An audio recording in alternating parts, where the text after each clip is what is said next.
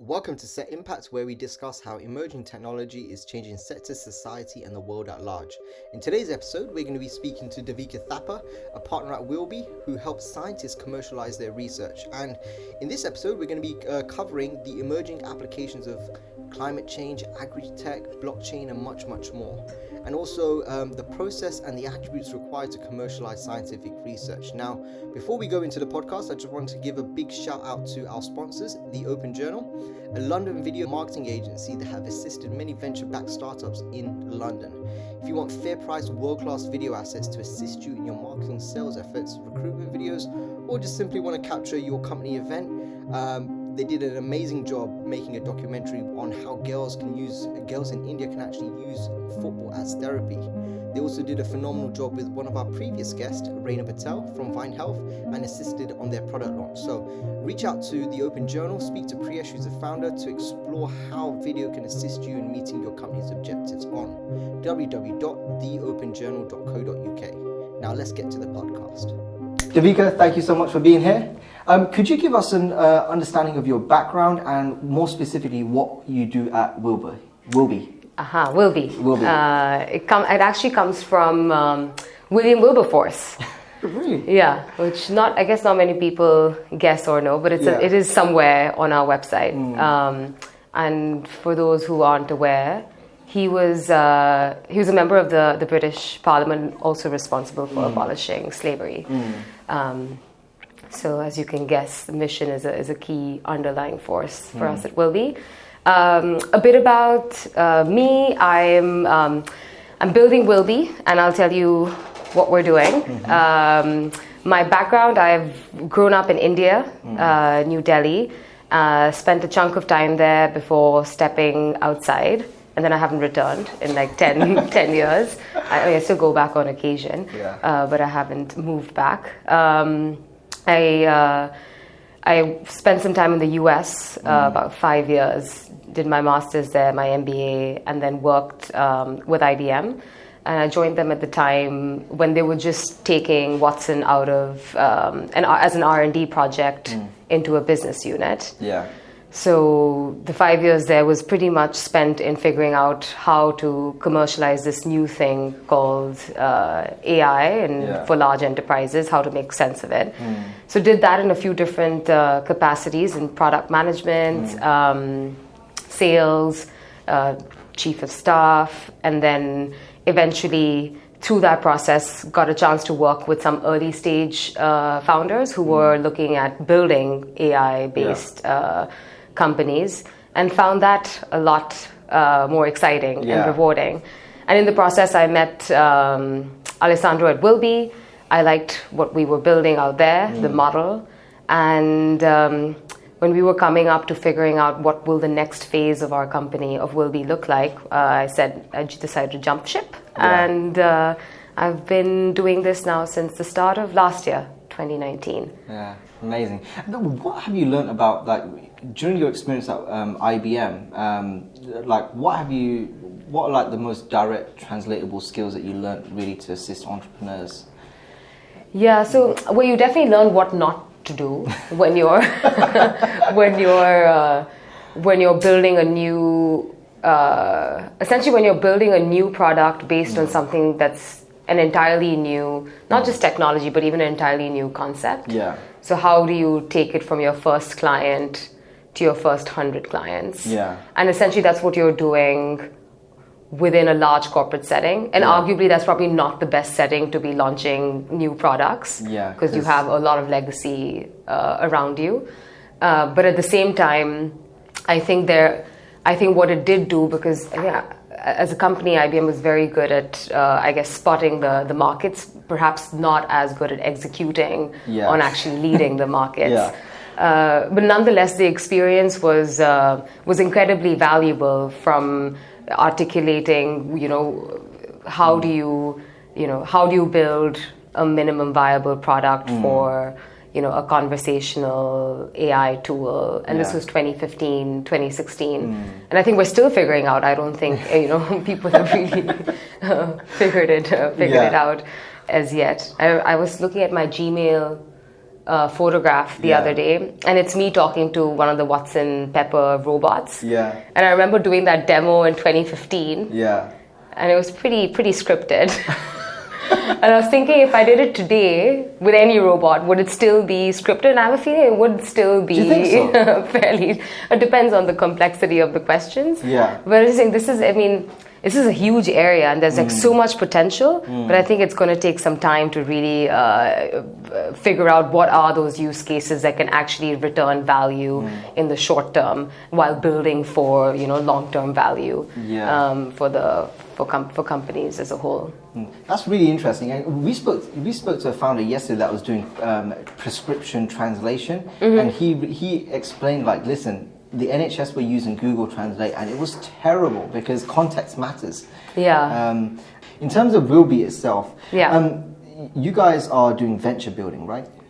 Yeah. So we so our roots are in more than venture building. That's a term we can use. It's in being sweat for equity operators for very early stage tech, deep tech founders. And when we started in 2017, we were supporting mostly founders who were building ventures in the AI space and in the blockchain space. Some, core technology products, and some being applied in verticals like financial services. Yeah. And I think through the 2 years, we built a portfolio of 10 companies. And I think we realized a lot of things in that. One, that very technical founders, so for example scientists, can often do with some core business and commercial support in the first stage of building their company, because you may not have had that previously. You've spent 7 years in a lab focusing on your one area of research.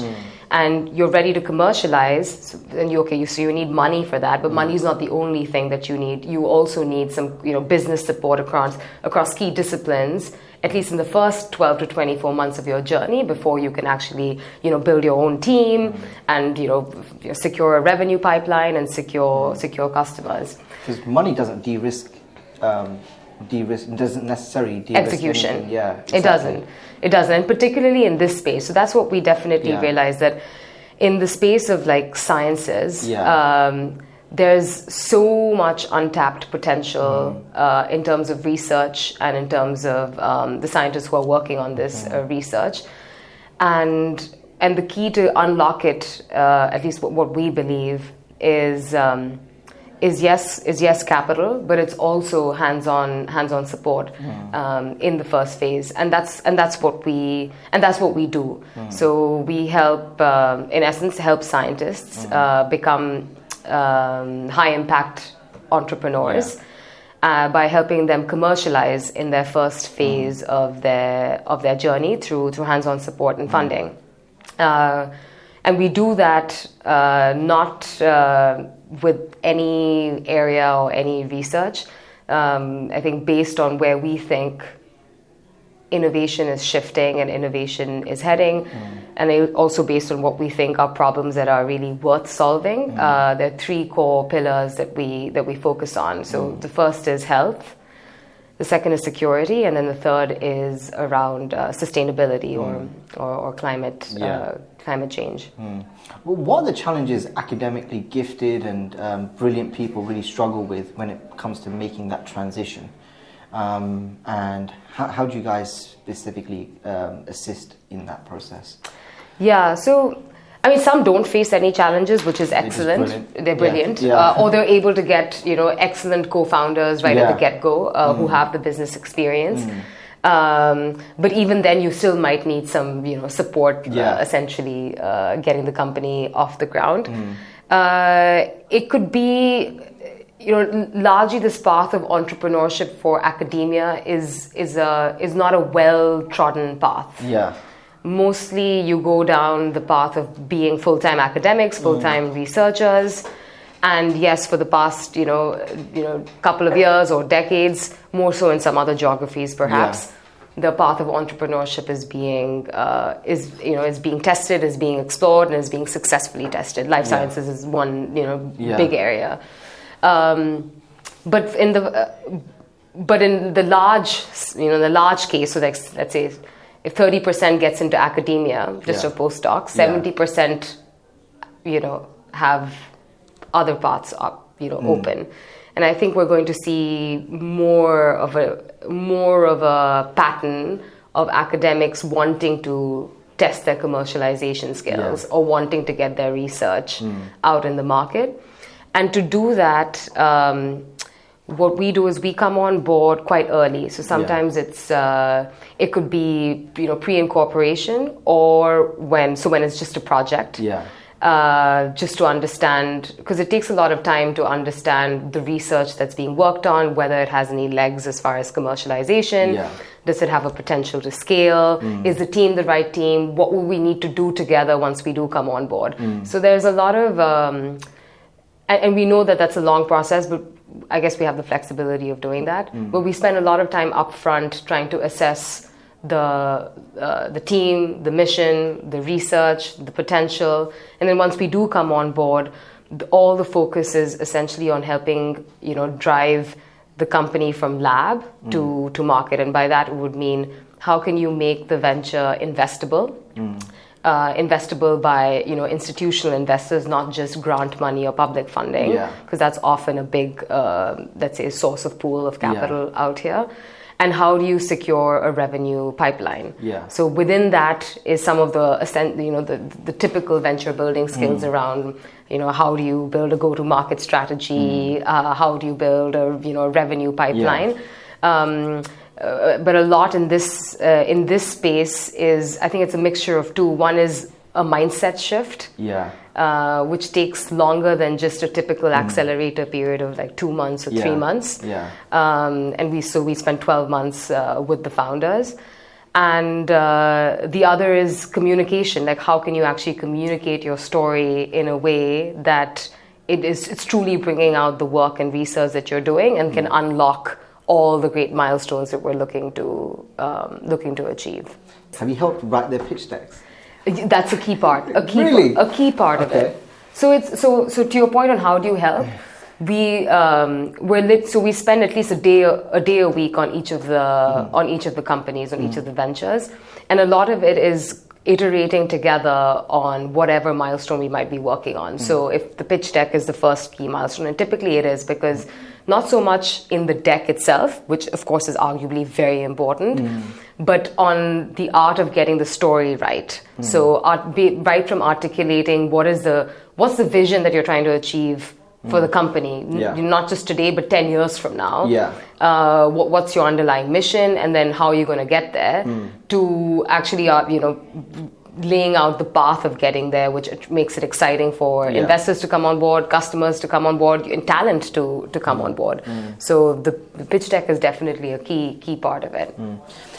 What does the due diligence process look like for cutting edge science companies? Because it's really hard to, I can imagine it being really difficult to assess. With a normal app, you can actually see the intensity of usage, you can see the code, it's pretty easy. But how do you test cutting edge science where there's only a couple of professors actually specializing in that one sector? Especially for you as well. That's true. Really difficult. True. Which goes back to why we spend a lot of time beforehand. We could spend up to sometimes 2 years if it has to be. We've done that. We haven't done that in too many cases because we haven't been around for more than 3 years. But we have spent up to 12 months just getting to know a founder, getting to know the research, and also because they might not be ready at that stage. They might still be working on the science until it's reached a point of accuracy or until it's reached a point of scalability. So it's a lot. It's time. And in terms of resources, apart from our due diligence, we lean on experts as well within the domain. But those experts will typically be a blend of technical and commercial experts. So they might have, done it before in some shape or form because they've been, CEOs at a biotech company, for example. Or they'll be technical experts because they've just done a lot of research and advocacy in that particular field. So we lean on our Wilbe expert team and then our academia team while we're assessing and evaluating the venture. How do you assess risk when it comes to breakthrough technology? Because it could take almost a decade for regulation to catch up, or even the infrastructure to be built in order for this to have a viable use case. Yeah, no, that's a great question. So again, going back to, I think the risk mitigation starts right from the beginning, right? Because once you've made the investment, it's very hard to so you can only do what you can beforehand. And that's I guess a measure of how much time we spend in understanding not just the research and the potential to scale, but definitely the team as well. And what are their underlying incentives? What is their mission? Are they the team that's going to be at the forefront of the company? Where do they see themselves fitting as founders or co-founders, within the first 12 months of the company?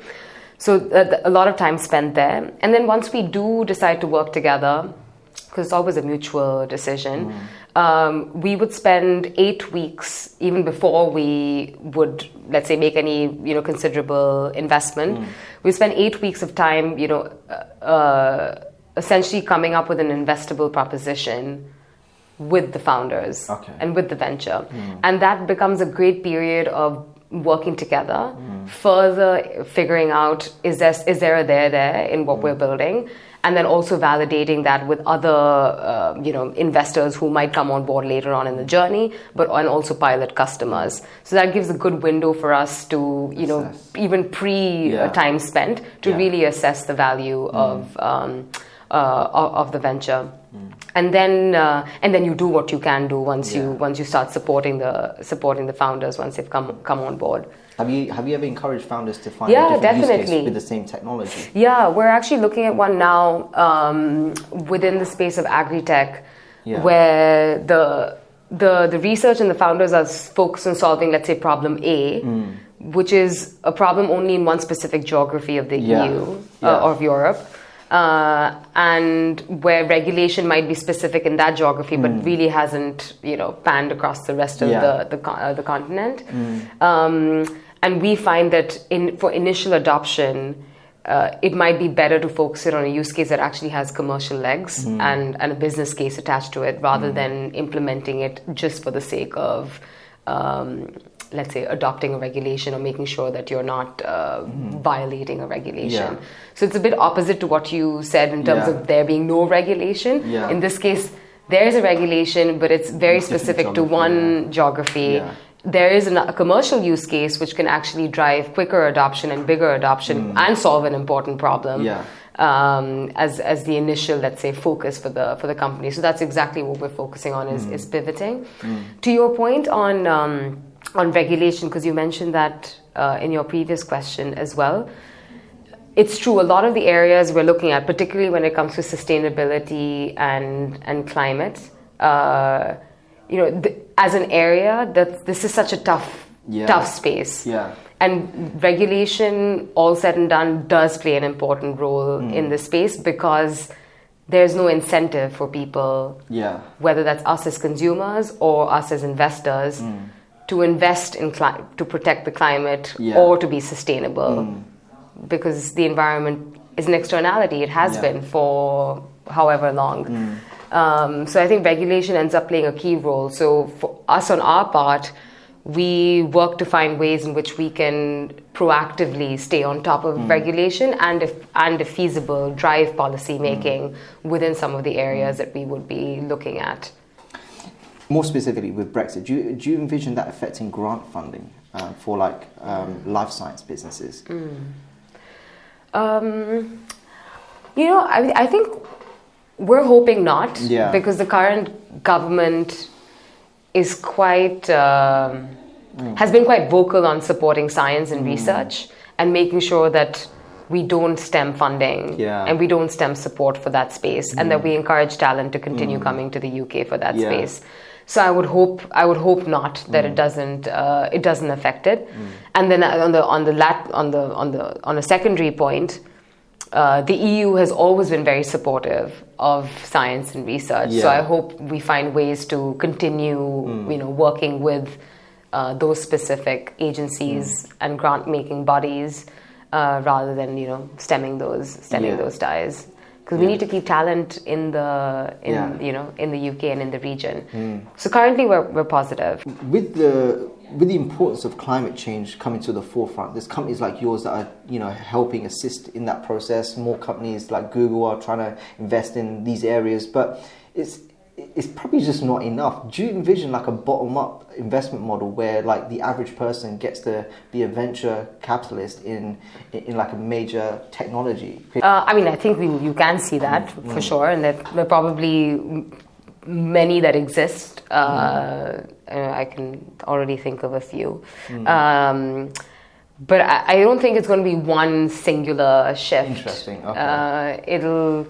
Because if you look at it, there are three key stakeholders that are needed to work in tandem in order to affect the change that we need, which is, let's say, the changes to be carbon negative and greenhouse gas emission negative by 2030, 2050, sooner the better. And that's consumers, the industry, and regulators or government. And consumers. So arguably there's already, a big shift from, awareness, education perspective. I think we're going to see the shift then going towards demand. So consumers will actually start demanding sustainable packaging. But you can't rely on that because as a consumer, you're always going to choose the better, faster, cheaper option. So whatever's better, faster, cheaper in the market, you're going to choose that. So for industry, they're also only incentivized to produce something that's better, faster, cheaper. So then it kind of goes down to regulators because they have a key role to play in making sure that the better, faster, cheaper option is the green option, is the sustainable option. Because without that, the default's always going to be for what historically we've seen, right? No impact on the environment. So I think you would need a fundamental shift across all three stakeholders. With the government playing an important role out here with necessary regulations, bans, maybe tax breaks, whatever framework of policies that are needed. And from an investment, I can't speak for everyone, but from an investment perspective, investors are essentially responsible for directing the flow of capital, right? To producing pretty much whatever that exists in terms of material goods and services on this planet. So surely there will be a shift in what investors decide to put their money in and what they decide to build, and you can see that happening already in 2 months. I mean, since the start of this year, you've seen like a spate of announcements. We just hope that those aren't greenwashing and they're actually true to the statements. Let's go into the areas that you're investing in, you're really specializing in. Could you go over them again? So we're looking at health, we're looking at security, and at climate sustainability. Within health, so you're looking at like life sciences as well, right? As well as health tech, or is it mainly life sciences? Mostly life sciences, a little bit of health tech, as long as it's rooted in science. And I think an underlying premise across all three areas are solutions that can be scaled, and that can extend the right to healthcare, the right to sustainability, or the right to privacy for as many as possible. In areas of life science, I mean, could you point out certain areas that are really fascinating to you, and like areas that you really want to kind of invest in or are currently investing in? So the interesting thing is, I think within life sciences, you're also seeing a convergence. I mean, you're seeing a big convergence between biology and engineering, right? And so with biotech, and you're seeing the applications extend from health to even food. So I think you're going to see a blending of these areas, and we're quite excited about the potential out there. We're looking at medical devices as well. Diagnostics? specifically, or? Yeah, essentially Okay. diagnostics, preferably like non-invasive methods Okay. of measuring, major, let's say, major diseases or major healthcare conditions. Okay. But that can be done in an affordable way, and that can be scaled to many in need. So that's one. So that's one area of focus. We're seeing lots in sustainability. And again, the underlying thinking and thesis within sustainability is that you solve problems that fit within the value chain rather than just adding more consumption for the sake of consumption. Yeah. So when we might not be so interested in yet another lab-grown meat brand, Yeah. that's entering the market, but we're more interested in what goes into making the lab-grown meat affordable, scalable, and accessible to everyone. Because currently, it's still very cost prohibitive, and it's touching a very small segment, very, very, very small segment of the market. Because we haven't figured out how to make it. I mean, it's still going to take time to make it affordable and to make it cheaper. So are you looking into like investments that can, I don't know, elevate or disrupt the value chain? Yeah, essentially.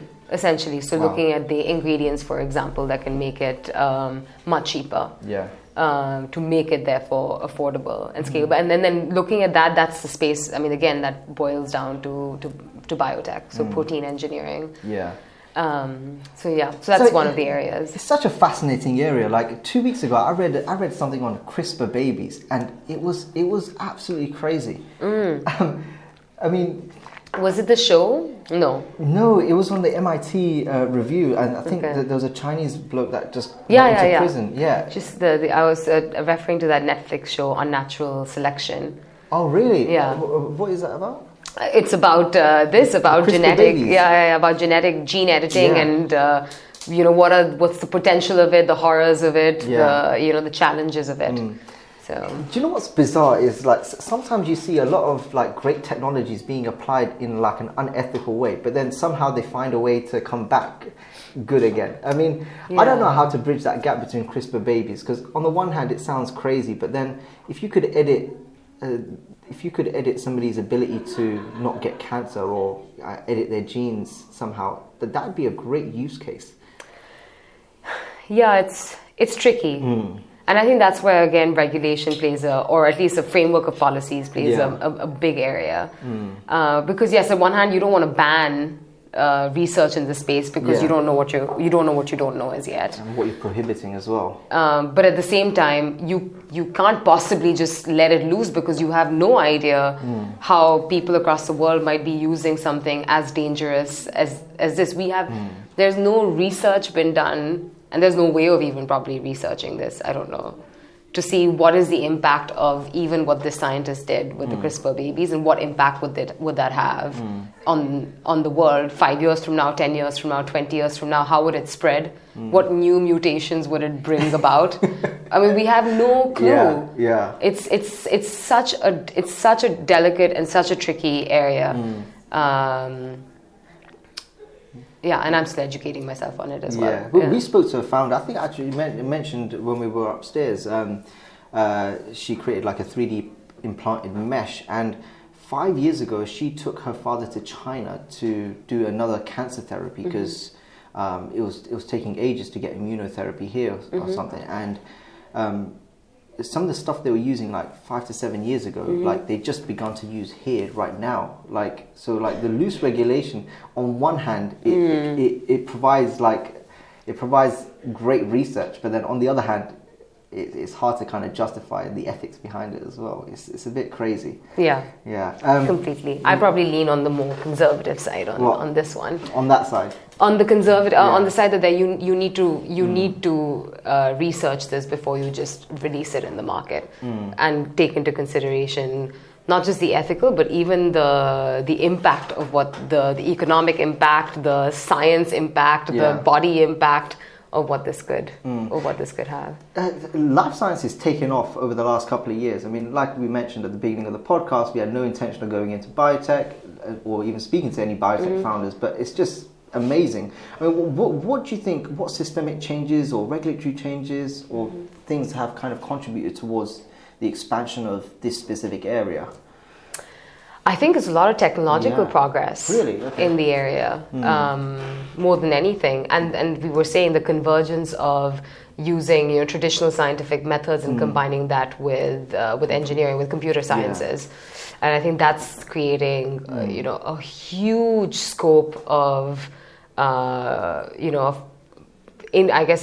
so many possibilities of what can be done in the whole value chain of healthcare, from diagnosis to from drug development right to aftercare. I think. Yeah. And climate change is an area that you're covering a lot right now. But what interesting applications have you seen in climate change more recently? Because it's an area you're investing in right now. So we're spending time on looking at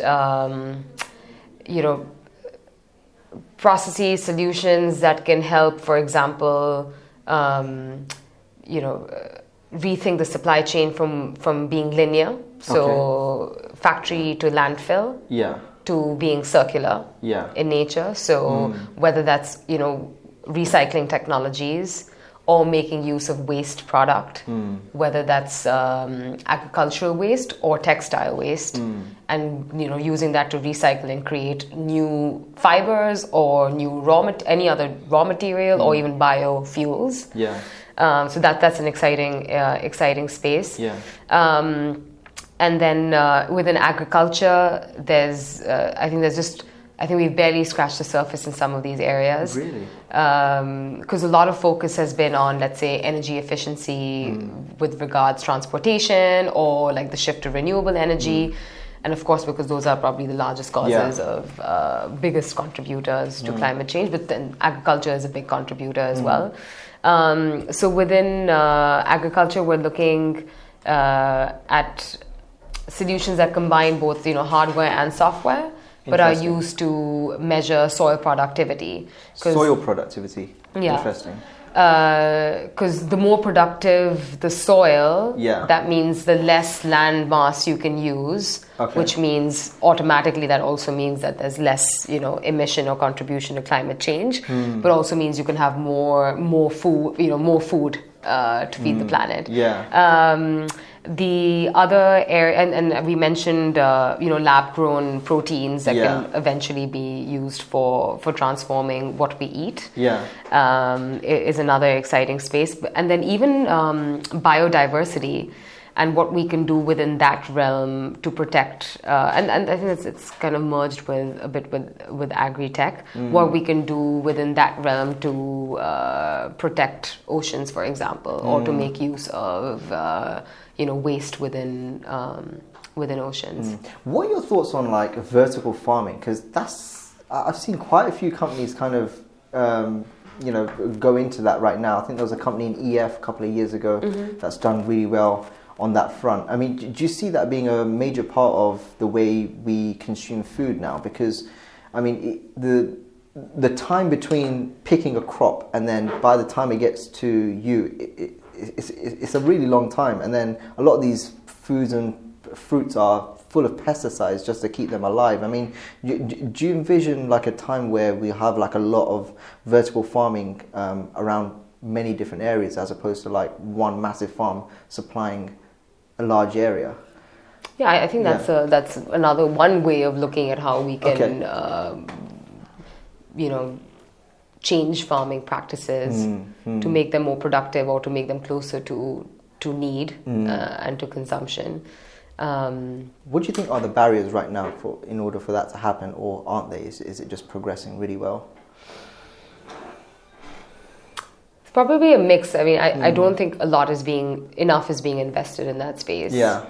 And I don't think there's enough incentive as yet to invest in that space. So it comes down to, again, what's the underlying incentive for, a big Tyson Foods to be looking into this space for real, without necessarily affecting their businesses that have been and are cash cows for them. And that again boils down to a bit of what are the incentives out there? Yeah. Because you can, one can say that, of course, like, you know, we shifted from horses to like coal and to oil, so of course it'll happen, and it will happen. You know, there'll be a consumer awareness and consciousness and investor awareness and entrepreneur. Everyone will be aware, and then we'll eventually shift. Yeah. It's just that shift might take longer than the time that we actually have. So therefore, in that scenario, you need to do more in order to kick off the changes that are needed. So I think that's a complex one to give a succinct answer to. Yeah. One area that I don't really know much about, but would be really keen to like learn off you, is the blockchain space. I mean, I was introduced to it through cryptocurrency, lost a lot of money because I'm stupid, but and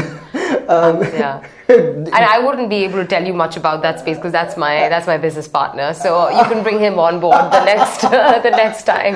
But like, what other novel cases for blockchain have you seen? I mean, I love the use case of actually like tracking the supply chain of the food, because then you know what pesticides are actually in your apples and your green juice, your so-called healthy green juice. Yeah. Would you be able to go into some of the ones that you're investing in, or more broadly, a lot of the use cases that really excite you? I think the food chain one is a good one. The area we've looked at and we've invested in is the premise of democratizing physical assets.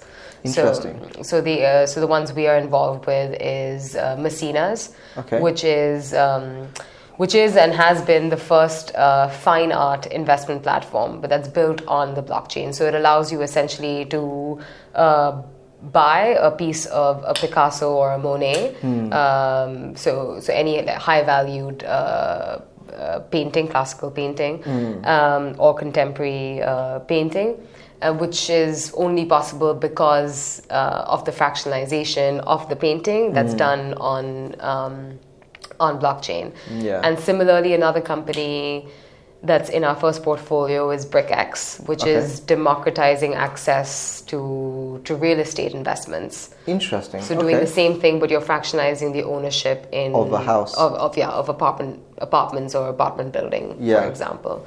So I think that space of democratizing access to physical assets, that's an interesting area for us. Okay, so can we go into our quick fire round? Sure. Yeah? Okay, so most valuable purchase under £50. Ooh, fire round. This bottle, but it was for free. Okay, interesting. At the conference. So it's a quick one, I really like the size. It's probably not enough water, but it was for free. Yeah, perfect. And is there a book that you would give to a lot of your portfolio members? Ooh, okay. Probably a few. I do really like The Hard Thing About Hard Things. Great book, Ben Horowitz. Yeah, really good book. And then the other book, so that came quickly to mind. Yeah. I'm reading one right now called The Innovators, which is by Isaac. I'm forgetting his name, but he also did the bio on Steve Jobs. Interesting. And it's really interesting. It's very heavy, but it traces the role of collaboration amongst scientists through all their innovations from like the 16th century. Wow. And how innovation just didn't happen, let's say, when Alan Turing did what he did, but it was happening across the world in different bubbles. And how they all a lot of them were working together. So it's very interesting around the idea of collaboration and of like the international perspective while tracing important innovations through time. Okay, and most valuable advice you've received?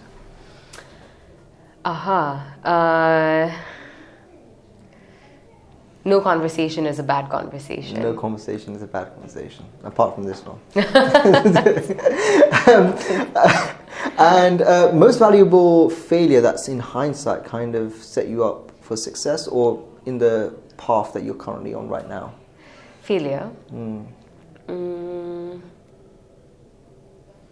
Yeah, okay, I can talk about one. I don't think I scored. This is so nerdy, but I'm Indian, so it's fine. I didn't score a high enough GMAT score when applying for my MBA, Really? and I just couldn't get myself to give it again. Yeah. So I was like, "There's no chance. This is just too stressful." And I usually do well in exams, Yeah. but that particular exam I didn't do well in, but I just couldn't get myself to give it again. Yeah. So I was like, you know what, I'm just going to apply, even though it may not mean like applying to schools I may have applied to still. But I ended up eventually going to probably what I think is the best version of a business school that there exists today. And I feel that as it is, I have like mixed opinions about an MBA. But if there is one, I think I went to Yale School of Management. I think that's one of the best models of a business school. The underlying mission is to educate leaders for business and society. And as lofty or cliche as that might sound, it's embodied in every aspect of the school. Yeah. And I think it really helped to hone in my underlying mission, and also belief that whatever we're doing, it's to have impact in the broadest sense possible. Yeah. So you're looking not just at making returns, for example, but you're also looking at having purposeful impact. That's kind of that experience is kind of imbued into what you're doing right now, Yeah, and kind absolutely. of shaping what you're doing right now. It's amazing. And what gives you the most gratitude and joy for what you're doing right now? Well, you wake up excited. Yeah. Didn't wake up excited every day in my old job. So definitely. And then also it's a lot of high ebbs and flows. Yeah. So It must be really fulfilling, like speaking to a lot of like founders that are changing, attempting to change industries. Completely. And things like that. It must be amazing. And then to be able to look at so many different things, it's really a privilege. So very, very grateful for that. Do you find yourself getting just as stressed as the founders? Like, why can't this happen? Or It's a different kind of stress. interesting. Very different kind of stress.